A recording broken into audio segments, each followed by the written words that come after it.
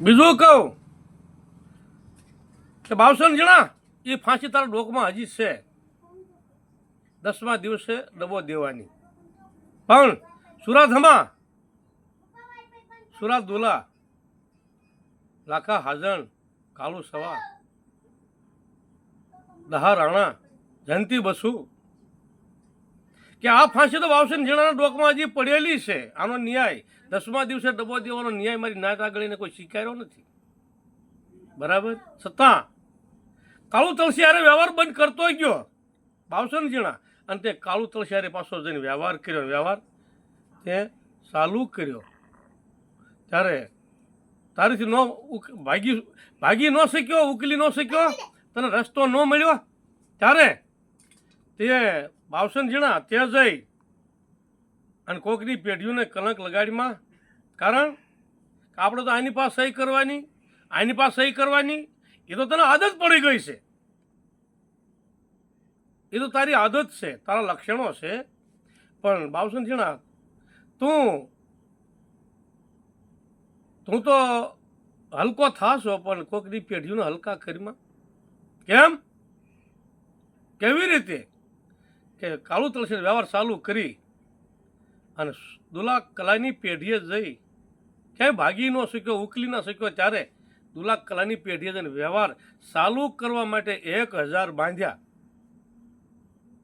છે ને. કે ભાઈ કોઈ શારધામના રખાને મરણ કરવા જાઉં, કોઈ કાળુ તળસિયારે વ્યવહાર ચાલુ કરવા જાઉં ફરી વખત, તો એના પણ તે કરાર, કાયદા અને કાનૂન ને દુલા કલાની પેઢીએ, સુરા દુલાની પેઢીએ બાંધ્યા હશે, કર્યા હશે કાયદા.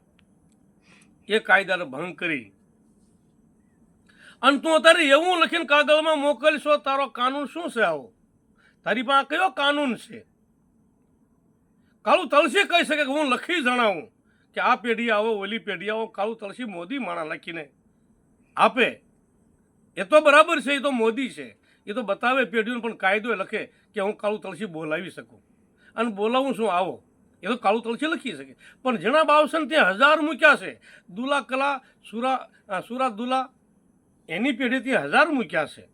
અને તું એ હવે પાછું શારધામના રખાને મરણ કરી અને પડખું આપીને તે કેમ એમ આપ્યું મોબાઈલમાં અને કાગળમાં કે હું બાવસન ઝીણા લખી જણાવું છું કેશું નાનું, તું મારી પેઢીએ વયો આવી.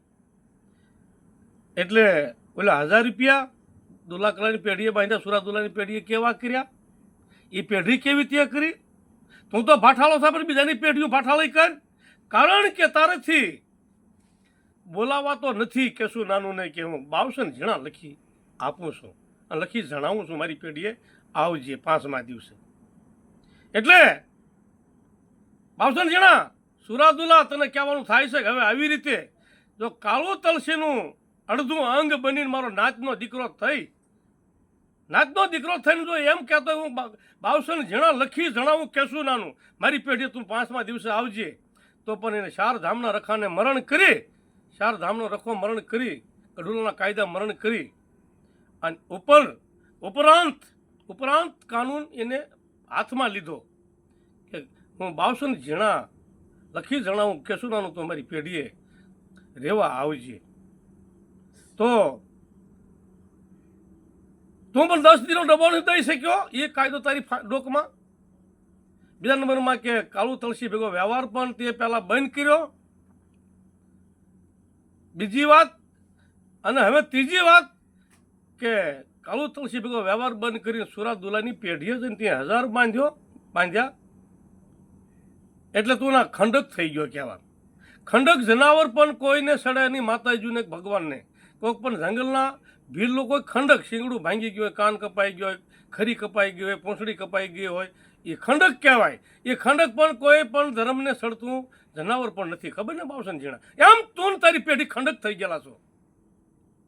ખંડક થઈને ત્યાં ડબો ન દઈ શક્યો, વ્યવહાર બંધ કર્યો પહેલાં કાળુ તળસિયારે, પછી પાછો ચાલુ કર્યો અને પાછો 10,000 રૂપિયા તે સુરા દુલાની પેઢીએ જઈને બાંધ્યા. અને ઉપર જતા પણ તે અત્યારે એમ લખ્યું કે મારી પેઢી કશું નાનો આવે, હું બાવસન ઝીણા લખી સંભળાવું છું. તો તું પ્રથમ પહેલા 10 દિનના ડબ્બાનો તે પણ ખંડક તું થઈ ગયેલો છો. બીજા નંબરમાં કે વ્યવહાર બંધ કર્યો કાળુ તળસી હારે અને પાછો સાલું જન કર્યો ના પણ તું ખંડક છો. સાલું કરતા 1000 બાંધ્યા સુરાદુલાની પેઢી પણ ના તું ખંડક થયેલો છો. એટલે ખંડક જનાવરે કોઈ ધર્મને સડાવતા નથી, મુસલમાને સડાવતા નથી, ભીલ લોકોએ સડાવતા નથી, દેવી પૂજકે સડાવતા નથી, વાઘરી લોકોએ. ખંડક વસ્તુ પણ ન હાલે, ખંડક વસ્તુ પણ યોગ્ય નથી કહેવાતી. એમ તું ને તારી પેઢી ખંડક છો, કારણ તારા 1000 હજી સુરાદુલાની પેઢીએ બાંધેલા છે.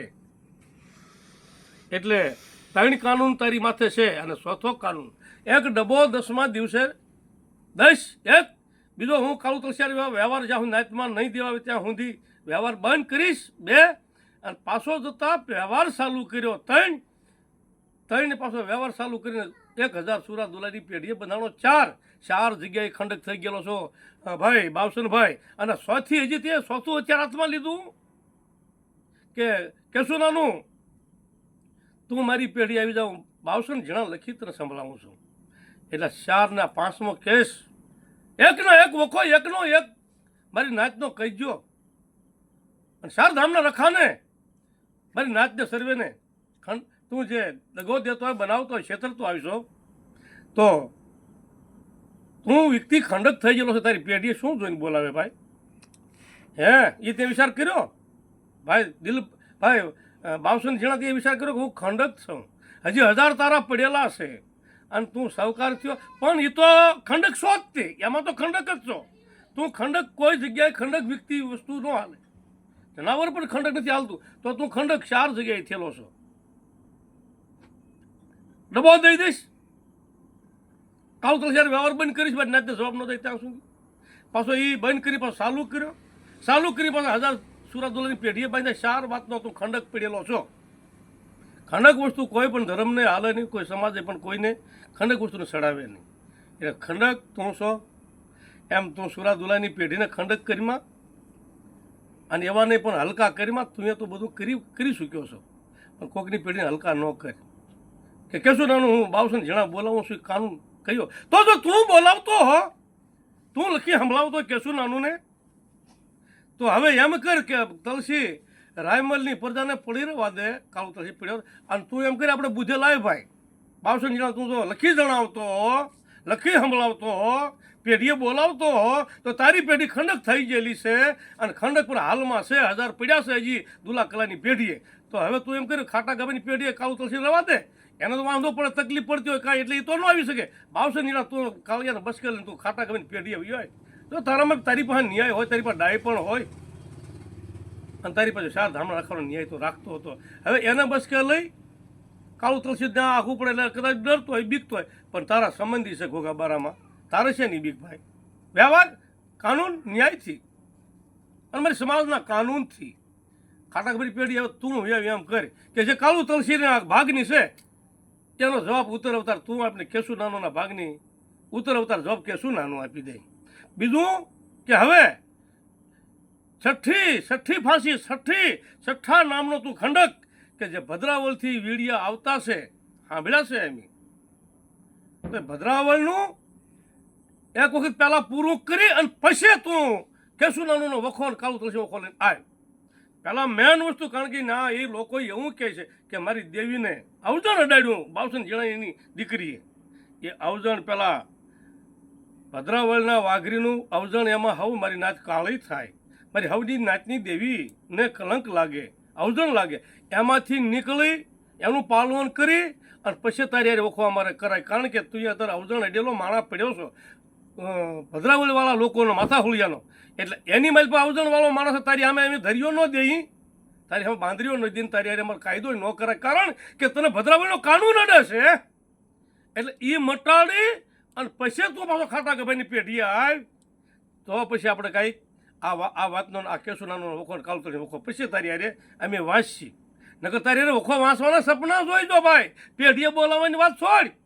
વિચાર કરે અમે કાનૂન તને જે આપ્યા કે ભદ્રાવળના કાનૂનમાંથી બસી અને એમાંથી સોખો થઈ એને પૂર્ણ કરી એમાંથી તું મારી નાચના કાનૂનને જવાબ દઈ અને ભદ્રાવળવાળાનું ખાનું વાળીને પછી તું ખાટા ગભાઈની પેઢી આવજો. એ પહેલાં તારી એમ કાયદો નહીં કરી, તારી વાત ન સાંભળી, કારણ કે તારી માથે મોટું અવજણ છે.